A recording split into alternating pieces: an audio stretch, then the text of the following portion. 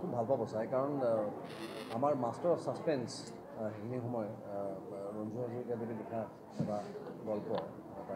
এখন উপন্যাসৰ ওপৰত আধাৰিত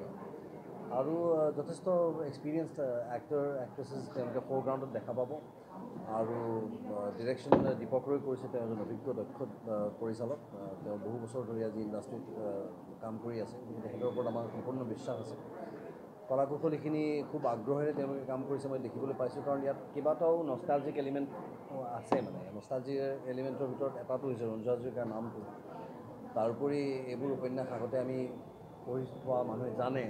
তাত তাৰ ওপৰত আধাৰিত এটা ষ্টৰী আৰু ৰিলছ ড্ৰামা বুলি কোৱাৰ লগে লগে আমি গম পাওঁ যে অসমীয়া কণ্টেণ্টৰ এটা ভাল অতিথি প্লেটফৰ্ম আমাৰ ইয়াৰ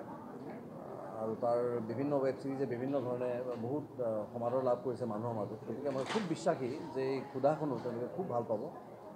আৰু আজি যিহেতু ছেকেণ্ড ছিজনৰ এনাউন্সমেণ্টো হৈছে যিহেতু ফাৰ্ষ্ট ছিজন গতিকে মই ভাবোঁ কিউৰিয়চিটি ফেক্টৰটো থাকিব বিঞ্জ ৱাচিং ফেক্টৰটো থাকিব আৰু যথেষ্ট কম পইচাতে তেওঁলোকে চাবলৈ পাব চিনেমাবোৰ গতিকে মই ভাবোঁ it's a good sign for us আৰু মোৰ কাৰণে এটা সুন্দৰ অভিজ্ঞতা প্ৰদীপ দাহঁতক আমি আৰম্ভণিৰ পৰা চাই প্ৰদীপ দাহঁতৰ ফিটনেছটো সদায় এডমায়াৰ কৰি প্ৰদীপ দাহঁতৰ ফিটনেছটোৰ প্ৰতি দেখি আমি আকৃষ্ট হৈ আমি নিজে আৰম্ভ কৰা মানুহ গতিকে তেওঁলোকৰ লগত কাম কৰিবলৈ পোৱা অভিজ্ঞতাটো সুন্দৰ নতুন প্ৰজন্মৰ অভিনেতা অভিনেত্ৰীসকলৰ লগত কাম কৰাটো মোৰ কাৰণে এটা সৌভাগ্যৰ কথা গতিকে ভাল লাগিছে মোৰ মুখ্য চৰিত্ৰ এটাই কৰি আছোঁ মই আৰু তাত যদিও মোৰ চৰিত্ৰ